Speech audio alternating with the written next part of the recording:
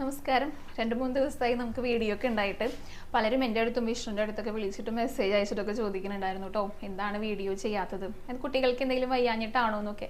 ശരിക്കും എനിക്ക് വയ്യാതിരിക്കുകയായിരുന്നു കേട്ടോ, അതുകൊണ്ടാണ് വീഡിയോ ചെയ്യാതിരുന്നത്.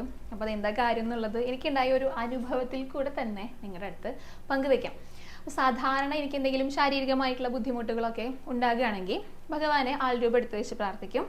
അതേപോലെ തന്നെ കളഭം, ആടി, എണ്ണ ഇതിൽ കുറച്ചൊക്കെ എടുത്തിട്ട് നന്നായി പ്രാർത്ഥിച്ചിട്ട് സേവിക്കും. ഞാൻ എല്ലാവരുടെ അടുത്തും പറയുന്ന കാര്യങ്ങളാണ്, ഞാനും ഇത് തന്നെയാണ് ചെയ്യാറുള്ളത് കേട്ടോ. അപ്പോൾ എനിക്ക് കുറവൊക്കെ വരാറുണ്ട്. അപ്പം അത്രയും സീരിയസ് ഇഷ്യൂ ആണ് എന്ന് തോന്നുകയാണെങ്കിൽ മാത്രമേ ഞാൻ ഡോക്ടറുടെ അടുത്തേക്ക് പോകാറുള്ളൂ. അപ്പോൾ ഈ 2-3 ദിവസവും മുൻപും അതേപോലെ തന്നെ എനിക്ക് ബുദ്ധിമുട്ടുകളൊക്കെ അനുഭവപ്പെട്ടു. അപ്പോൾ തൊഴാനായിട്ട് നിൽക്കുന്ന സമയത്ത് വിഷ്ണുവിൻ്റെ അടുത്ത് പറയുകയും ചെയ്തു, എത്രയും പെട്ടെന്ന് തൊഴുതിട്ട് ഭഗവാൻ എന്തെങ്കിലും പ്രസാദങ്ങൾ കഴിച്ചു കഴിഞ്ഞാൽ എനിക്ക് മാറ്റം വരും എന്നുള്ള ഒരു ചിന്തയും കൂടെയാണ് തൊഴാനായിട്ട് കയറിയത്. അങ്ങനെ ഭഗവാനെ തൊഴുതു. ഞാൻ മേൽശാന്തി ഇരിക്കുന്ന ഭാഗത്തേക്ക് എത്തി. മേൽശാന്തി അന്ന് ഉണ്ടായിരുന്നില്ല കേട്ടോ, അദ്ദേഹത്തിന് പോലെ ആയതുകൊണ്ട് അവിടെ ഒതുക്കനായിരുന്നു. രഞ്ജുവേട്ടനായിരുന്നു ഇരിക്കേണ്ടായിരുന്നത്. അങ്ങനെ രഞ്ജുവേട്ടൻ വിളിച്ചു പ്രസാദം നൽകാനായിട്ടേ. അപ്പോൾ എൻ്റെ മനസ്സിലുണ്ടായിരുന്ന കാര്യം, കളഭം കിട്ടുമല്ലോ, അപ്പോൾ വേഗം തന്നെ കുറച്ചെടുത്തിട്ട് കഴിച്ചു കഴിഞ്ഞാൽ എൻ്റെ ബുദ്ധിമുട്ടുകൾ മാറും എന്നുള്ള രീതിയിലാണ് ഞാൻ പോയത്. അപ്പോൾ അദ്ദേഹം കളഭം എടുക്കുന്നത് ഞാൻ കണ്ടു, പക്ഷെ എനിക്ക് കിട്ടുന്ന ആ ഒരു സമയത്ത് അതിൽ കളഭം ഉണ്ടായിരുന്നില്ല. എങ്ങനെയോ അത് മിസ്സായിപ്പോയി. കിട്ടിയ ഉടനെ ഞാൻ വേഗം കളഭം തിരഞ്ഞു നോക്കിയ താമരയുടെ എതളിൻ്റെ ഇടയിലൊക്കെ ഉണ്ടോ എന്നുള്ളത്. അപ്പോൾ താഴെയാണെങ്കിൽ വീണിട്ടില്ല. അപ്പോൾ അതെന്താ മിസ്സായി, എങ്ങനെ മിസ്സായി എന്നൊക്കെ ആ ഒരു ചിന്തയൊക്കെ എനിക്ക് വന്നു. അപ്പോൾ നല്ല സങ്കടവും തോന്നി. കാരണം ഇത് കിട്ടിക്കഴിഞ്ഞ് അത് ഞാൻ കഴിച്ചു കഴിഞ്ഞാൽ വേഗം എൻ്റെ ബുദ്ധിമുട്ട് മാറും എന്നുള്ള ചിന്തയിലാണല്ലോ ഞാനവിടെ നിൽക്കണ്ടായിരുന്നത്. അപ്പോൾ വിഷ്ണുവിൻ്റെ അടുത്ത് ഞാൻ പറയുകയും ചെയ്തു, എന്താ ഭഗവാൻ അതെനിക്ക് നൽകാതിരുന്നത്? ഈ ഭഗവാൻ തന്നെ നമ്മുടെ അടുത്ത് പറയുകയാണോ, അതായത് ഇത് ട്രീറ്റ് ചെയ്യേണ്ട കാര്യമാണ്, ഡോക്ടറെ അടുത്ത് പോകേണ്ടത് അത്യാവശ്യമാണ് എന്ന് ഭഗവാൻ നമുക്ക് പറഞ്ഞു തരുന്നതാണോ എന്നുള്ളത്.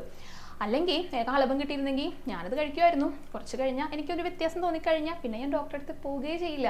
അപ്പോൾ ഇങ്ങനെ ഒരു അനുഭവം ഉണ്ടായപ്പോൾ ഞങ്ങൾ വേഗം പിറ്റേ ദിവസം തന്നെ ഡോക്ടറെ കാണിക്കാനായിട്ട് പോയി. അപ്പോഴാണ് മനസ്സിലായത്, കുറച്ചൊരു സീരിയസ് ആയിരുന്നു.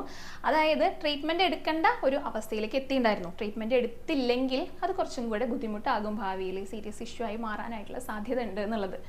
അപ്പോൾ നോക്കൂ, നമ്മുടെ ഭഗവാൻ നമുക്ക് പറഞ്ഞു തരികയാണ് ഇങ്ങനെയുള്ള ഓരോരോ അനുഭവങ്ങളിലൂടെ.